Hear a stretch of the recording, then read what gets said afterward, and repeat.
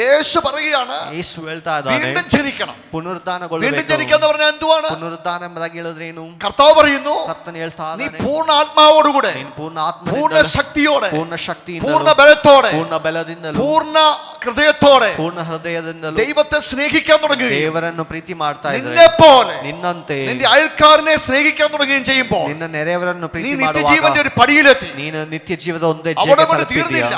ಅಲ್ಲಿಗೆ ಮುಗಿಯುವುದಿಲ್ಲ. അടുത്തവനോട് പറയുകയാണ്, ಮತ್ತೆ നീ ಇನ್ನೊಬ್ಬನ വ്യഭിചാരം ಹತ್ರ ചെയ്യല്ല, ನೀನು ವ್ಯಭಿಚಾರ കൊല ಮಾಡಬಾರದು, ചെയ്യരുത്, ಕೊಲೆ ಮಾಡಬಾರದು, മോഷ്ടിക്കരുത്, ಕದಿಯಬಾರದು, കള്ളസാക്ഷ്യം പറയരുത്, ಸುಳ್ಳು ಸಾಕ್ಷಿ ಹೇಳಬಾರದು. ഇതെല്ലാം ചെയ്യുന്നോണ്ട് പറയാണ്. ಇದೆಲ್ಲ ಮಾಡೋಣ ಅಂತ ಹೇಳ್ತಾ ಇದ್ದಾನೆ. നീ ഏറ്റവും കൂടുതൽ ഹൃദയത്തിൽ ആഗ്രഹിക്കുന്ന വിഷയം എന്തുവാ? ನಿನ್ನ ಹೃದಯದಲ್ಲಿ ಅತಿ ಹೆಚ್ಚಾಗಿ ಆಸೆ ಪಡುವ ವಿಷಯ അത് നീ ಏನಾಗಿದೆ? വിൽക്കണം. ಅದನ್ನು ನೀನು ಮಾರಬೇಕು. Praise the Lord. ಹಲ್ಲೆಲೂಯಾ. അത് നിന്റെ സ്വത്താണ്. ಅದನ್ನ അത് നീ ಆಸ್ತಿಯಾಗಿರಬಹುದು. ദരിദ്രന്മാർക്ക് കൊടുക്കണം. ನೀನು ಬಡವರಿಗೆ ಕೊಡಬೇಕು. Praise. എന്നാ നീ നിത്യജീവൻ പ്രാപിക്കും. ಆಗಿದ್ರೆ ನಿನಗೆ ನಿತ್ಯ ಜೀವ ಸಿಕ್ಕುತ್ತದೆ. Praise the Lord. Hallelujah. Hallelujah. Hallelujah. Hallelujah. Hallelujah. അപ്പോൾ മാനസാന്തരപ്പെടുക എന്ന് പറഞ്ഞു കഴിഞ്ഞാൽ ಮನ ತಿರುಗುವುದು എന്താ ഉദ്ദേശിക്കുന്നത്? ಏನಾಗಿದೆ ಅದರ ಅರ್ಥವು? പൗലോസിന്റെ അടുത്ത് വന്നിട്ട് ಪೌಲನ ಹತ್ರ ಬಂದು അനന്യാസ് പറയുകയാണ്, ಅನನೀಯನು ಹೇಳ್ತಾ ಇದ್ದಾನೆ, സഹോദര ശൗലേ, ಸಹೋದರ ಸೌಲನೇ, നീ നിന്റെ പാപങ്ങളെ ನೀ ನಿನ್ನ ಪಾಪಗಳನ್ನು ഏറ്റുപറഞ്ഞ് ಅರಿಕೆ ಮಾಡಿ ഉപേക്ഷിച്ച് ಬಿಟ್ಟು യേശുവിന്റെ നാമത്തിൽ ಯೇಸುವಿನ ನಾಮದಲ್ಲಿ സ്നാനപ്പെട് ದೀಕ್ಷಾ ಸ್ನಾನ ತಗೋ എന്ന് പറയുകയാണ്. ಎಂಬುದಾಗಿ ಹೇಳ್ಕೊಡ್ತಾ 22-ാം അധ്യായത്തിൽ 22ನೇ അപ്പോസ്തല പ്രവൃത്തികളാ പറയുന്നത്, ಅಪೊಸ್ತಲ നീ ಕೃತ್ಯಗಳಲ್ಲಿ ഏറ്റുപറയണം നിന്റെ പാപങ്ങളെ. ನೀನು ಅರಿಕೆ ಮಾಡು ನಿನ್ನ അപ്പോൾ ಪಾಪಗಳನ್ನು. മാനസാന്തരം എന്ന് പറഞ്ഞാൽ എന്താണ്? ಮನ ತಿರುಗುವುದೆಂಬುದಾಗಿ ಹೇಳಿದ್ರೆ എനിക്ക് അറിയാവുന്നതും